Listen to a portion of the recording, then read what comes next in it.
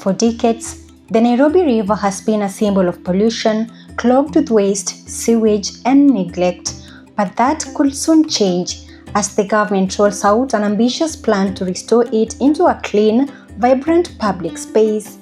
In March 2025, President William Ruto launched the 50 billion Kenyan shillings Nairobi River Regeneration Project, promising visible change within 2 years.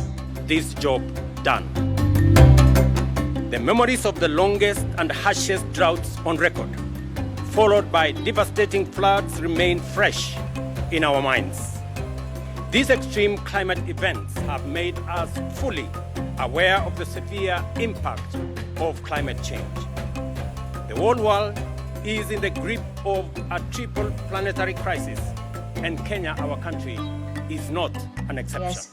The project spans over 70 kilometers across the city, targeting major pollution sources and years of environmental degradation.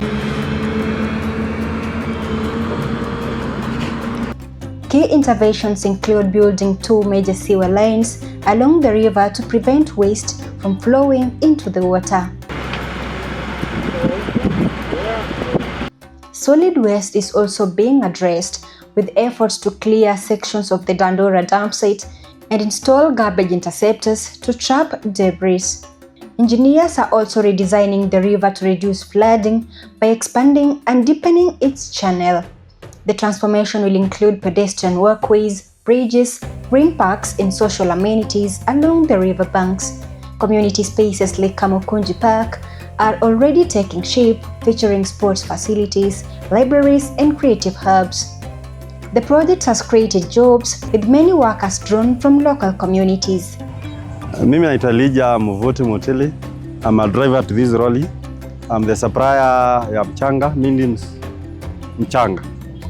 I have around 20 years experience ya kubeba mchanga. But for now hapa nimekaa for 3 months. I've done a lot of orders here. Imenisaidia kulipa loan ya gari, self sustenance. Naitwa Benson Mumina. Nikiwa hapa Shauri Moyo nafanya kazi ya paint. Ni mimi nimepaint hizi manyumba kutoka pande ile ngambo ile ya barabara. Mimi nimepaint pande ya nje exterior and interior. Pia niko na mafundi wangu. Hii mradi ya serikali mahali tumefika saa hii. Kuna vile nilikuwa chini, then nimeanza kuinuka. Kwa hivyo nashukuru kwa hii mradi ya serikali.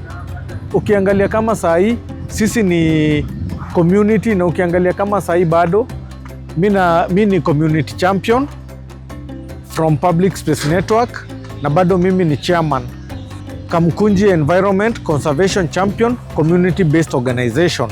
So unapata kama saa hii kwanza kwa na ule watchman ako pale kwa gate, au watu wa mkono unaona hapa mafundi au ni watu wetu wa mtaa. So far, about 30% of the work is complete, with the government targeting full completion by January 2027.